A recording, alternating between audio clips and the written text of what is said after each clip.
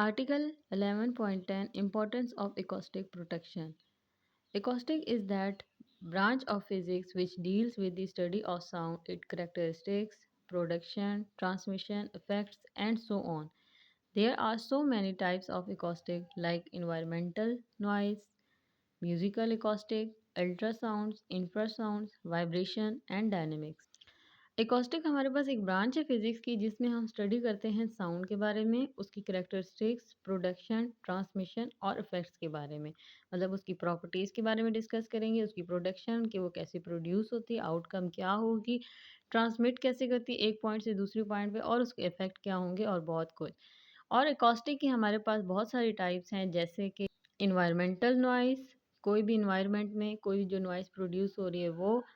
Musical acoustic, musical instruments के sounds वगैरह। और इसी तरह अल्ट्रासाउंड और इंफ्रासाउंड, हाई और लो फ्रिक्वेंसी के साउंड जो होंगे वो सब।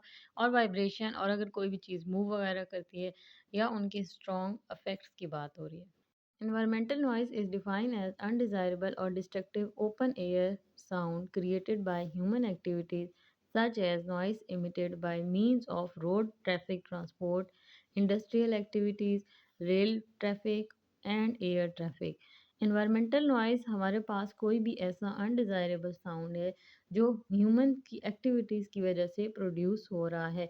जैसे कि हम कह रहे हैं कि रोड पे जो ट्रैफिक्स हैं उनकी नॉइसेस, इसी तरह इंडस्ट्रीज़ में जो भी मशीन्स वगैरह हैं उनकी वजह से जो नॉइस पोल्यूशन प्रोड्यूस हो रही है। रेल ट्रैफिक हमारे पास ट्रेन्स वगैरह की, और एयर ट्रैफिक एरोप्लेन्स वगैरह जब वो मूव करते हैं तो उनसे भी जो नॉइस प्रोड्यूस हो रही है वो सारी इन्वायरमेंटल नॉइस कहलाती है।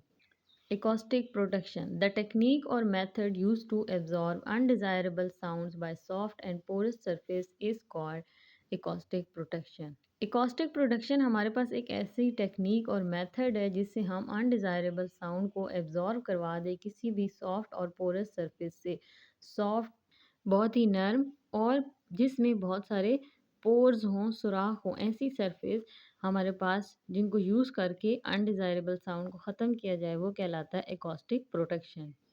Reflection of sound is more prominent if the surface is rigid and smooth, and less if the surface is not soft and irregular. Reflection of sound हमारे पास बहुत अच्छा होगा, प्रोमिनेंट होगा कब, जब कोई भी सरफेस रिजिड हो, सख्त हो, या वो स्मूथ बिल्कुल प्लेन होगी। और रिफ्लेक्शन ऑफ साउंड अच्छा नहीं होगा जब हमारे पास कोई भी सरफेस सॉफ्ट हो या इरेगुलर हो जिसमें बहुत सारे अप एंड डाउन्स हो, तो वहाँ पर रिफ्लेक्शन ऑफ साउंड सही नहीं होता। तो ऐसी सरफेस जो सॉफ्ट और इरेगुलर हो वो रिफ्लेक्शन ऑफ साउंड नहीं करती या बहुत ही कम करेंगी। Soft porous materials such as deripes and rugs absorb large amount of sound energy and thus quiet echoes and softening noises. Thus, by using such materials in noisy places, we can reduce the level of noise pollution. जैसे कि हमने अभी कहा है कि porous surface, तो porous surface कौन से मटेरियल्स होते हैं? ऐसे जैसे डेरिपीज़, हमारे पास कोई भी कर्टन्स वगैरह हैं, रग्स, हमारे पास कोई भी कारपेट्स वगैरह, ये क्या करते हैं कि जितना भी डिज़ायरेबल साउंड होता है या large amount of sound energy जो है वो एब्जॉर्ब कर लेता है और एको नहीं प्रोड्यूस होने देता। और ऐसे मटेरियल्स को ऐसी जगह पर यूज़ किया जाता है नॉइसी प्लेसेस पे जहाँ पर हम चाहते हैं कि नॉइस पोल्यूशन कम हो, नॉइस पोल्यूशन रिड्यूस हो। तो इन मटेरियल्स को ऐसी प्लेसेस पे, ऐसे पॉइंट्स पे यूज़ किया जाता है। However, if the surface of classroom or public halls are too absorbent, the sound level may be low for the audience.